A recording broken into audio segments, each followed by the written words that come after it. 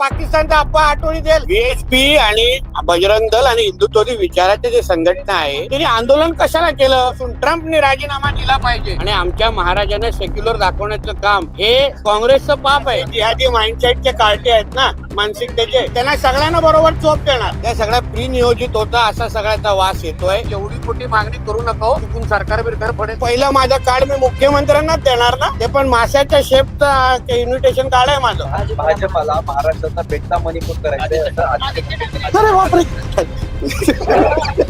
मुख्यमंत्रीची एक लाडकी मंत्र्यांची यादी आहे, त्याच्यामध्ये नितेश राणेचं नाव आहे. कोणी उद्धव ठाकरेला तुझ्या घरात तू डोकवतो काय? तुझा संपादक तुला सकाळी तंबी देऊन बोललेलं, मी बोललो काय तुला काय?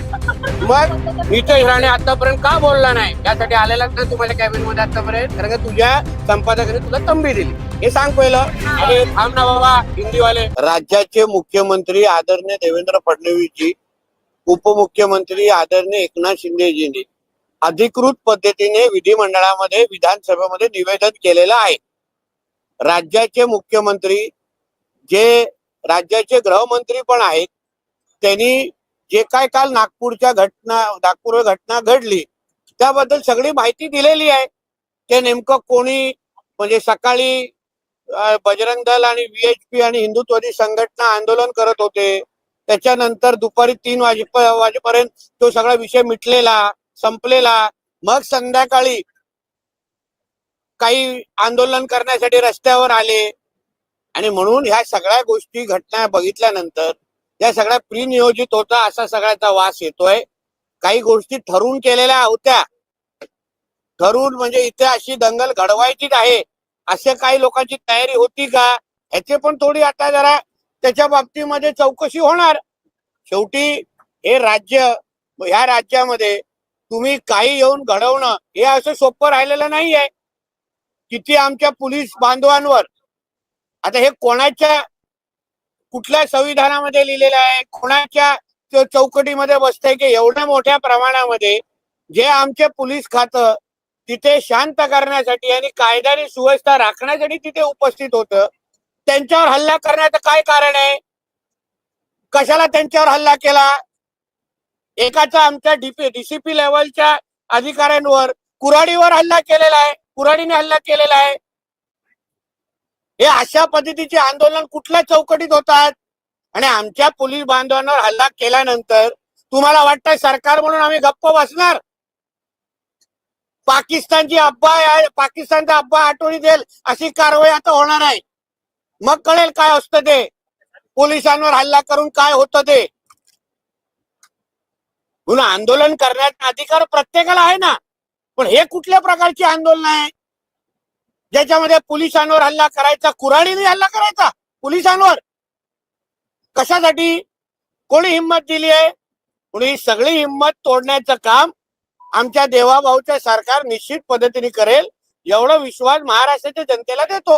विरोधकांनी मात्र आज तुमच्या विरोधात आंदोलन केलं आणि तुम्ही द्वेष पसरवणारी वक्तव्य करतात, त्यामुळे तुम्हाला तुमच्या पदावरून ताबडतोब हटवण्यात नाही, पण कुठल्या विरोधकांनी आंदोलन केलं? सभागृहामध्ये कोण बोलत नाही. कोणी आंदोलन म्हणजे सभागृहामध्ये एकाने पण काय बोललं नाही याबद्दल, ज्याच्याबद्दल तुम्ही मला प्रश्न विचारताय. पायऱ्यांवर काय होतं त्याच्यावर बोलण्याचा काय अर्थ आहे? सभागृहामध्ये जाऊन अगर कोणी अशा पद्धतीची काय मागणी केली असती, माझं नाव घेऊन मी सभागृहामध्ये सकाळी 11:10 पासून उपस्थित आहे. एकाने पण माझं नाव घेतलेलं नाही. कोणीही माझ्या नावाचं नोटीस दिलं तर मी कशाला उत्तर देऊ? तुम्ही विरोधकांना इथे बोलवा, त्यांना चहा नाश्ता द्या, त्यांना विचारा. पाहिजे तर मत्स्य खात्याचा मंत्री म्हणून मासे पण पाठवतो. कोणी केली मॅडम? एक अधिकृत सभागृहामध्ये कोणी अशी मागणी केलेली मी ऐकलेली नाही. तुमचे कॅमेरा लागलेले आहेत, सभागृह तुम्ही सकाळपासून कव्हर करताय. कोणी अशी मागणी केलेली ऐकली आहे का? मी कशाला उत्तर देत बसू? आणि मागणी झालेली नाही.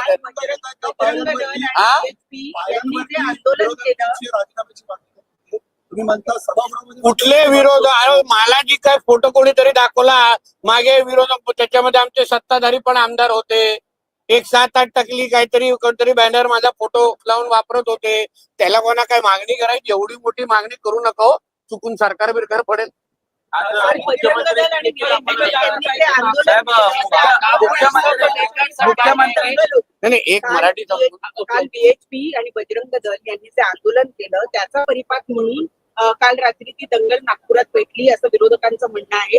सातत्याने द्वेषपूर्ण वक्तव्य करणं आणि पण ते सकाळचं जे आंदोलन आहे ते कशासाठी झालं? कशासाठी झालं? BHP आणि बजरंग दल आणि हिंदुत्ववादी विचाराचे जे संघटना आहे त्यांनी आंदोलन कशाला केलं? म्हणजे ह्या राज्यामध्ये या मुद्द्यावर आंदोलन करण्याची काय चूक आहे का? की त्याला लगेच तुम्ही संध्याकाळी पोलिसांना मारेपर्यंत तुम्ही वातावरण खराब करणार? म्हणजे एवढं तुम्हाला वाईट वाटलं सकाळचं आंदोलन की तुम्हाला तिथे? मला एक आश्चर्य वाटलं, तिथला एक भाग आहे तिथे रोज एका विशिष्ट धर्माचे लोक पार्किंग करतात. कालच तिथे पूर्ण पार्किंग केली नाही तिकडे. म्हणजे प्री नियोजित होतं का? आता जे आमच्या मुख्यमंत्री साहेबांनी सभागृहामध्ये सांगितले, ट्रकभर दगड आले कुठून? ट्रकभर दगड तिथे का ठेवलेले आणून? म्हणजे काय उद्दिष्ट होता? काय उद्दिष्ट होतं त्याच्या मागचं? या सगळ्याची आता चौकशी टप्प्याटप्प्यात होईल. म्हणून तो तुम्हाला सांगितलं, पाकिस्तानातला अब्बा आठवणीत येईल अशा पद्धतीचा आता कारवाई पुढे येणार.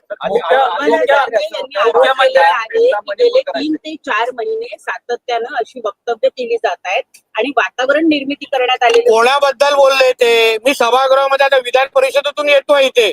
कोणाबद्दल बोलतायत? अंबादास दानवे आणि तुम्ही नाव त्यांनी सभागृहामध्ये घेतलं का कोणाचं?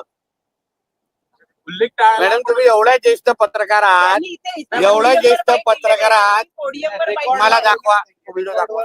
विरोधक रेकॉर्डवर माझं म्हणणं काय, सभागृह चालू आहे, तुमच्यातले असंख्य लोक वर्षांवरचे सभागृह कव्हर करतात. फ्लोर ऑफ द हाऊस वर ज्याचे विषय चालतात त्याबद्दल स्पष्टीकरण द्यायचं असतं.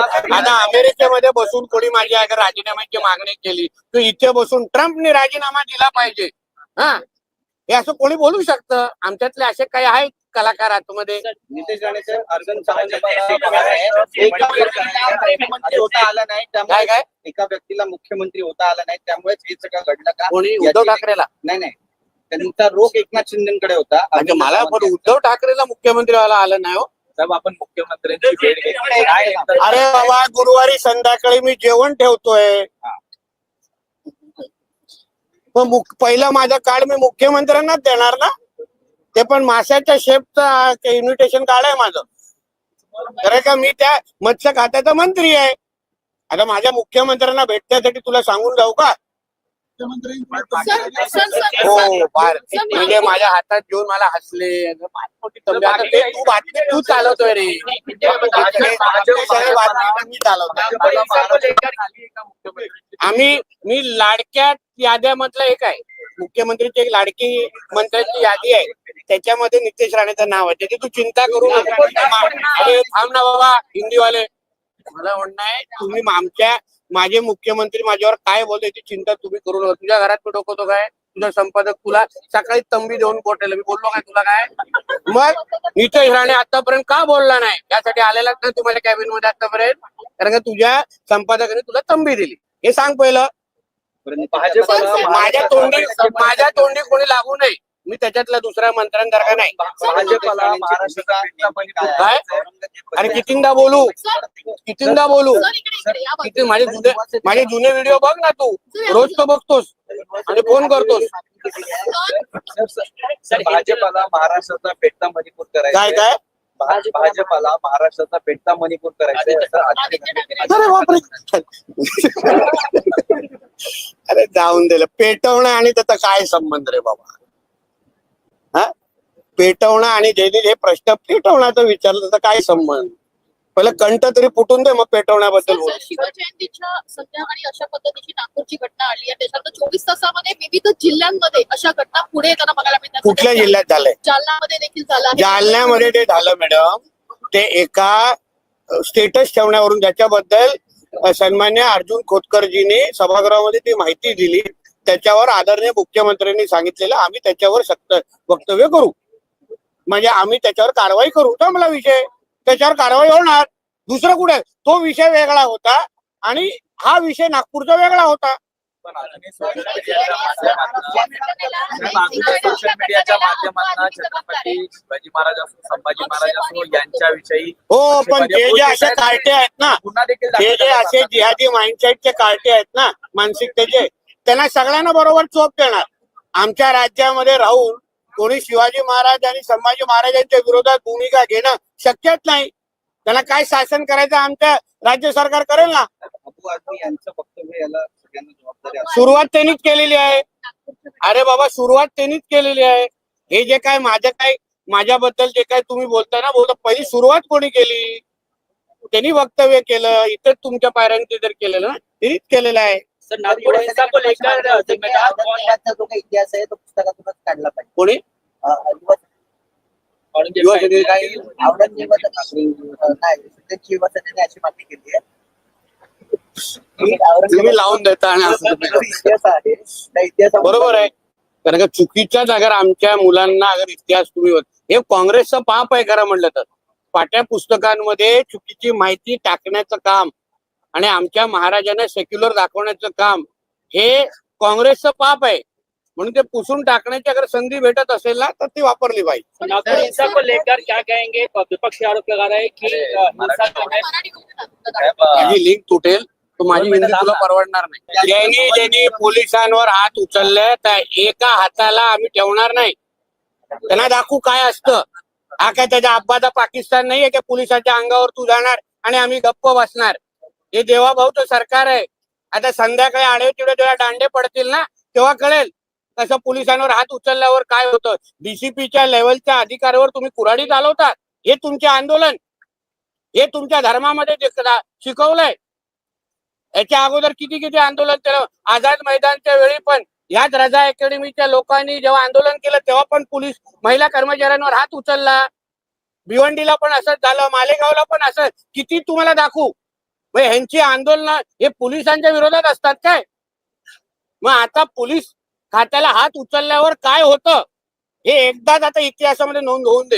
मग नंतर हात कापतील. सध्याची नागपूरची परिस्थिती काय आहे? किती जणांना माहिती देईल ना. आपल्या गृहमंत्री साहेबांनी माहिती दिलेली आहे. तीच अधिकृत माहिती आहे. चौकशीच्या बाबतीमध्ये काय सकाळी झालं, किती पोलिसांवर हल्ले केले, त्याच्याबद्दल काय चौकशी सुरू आहे, त्या सगळ्याच्या बाबतीमध्ये अधिकृत माहिती दिलेली आहे.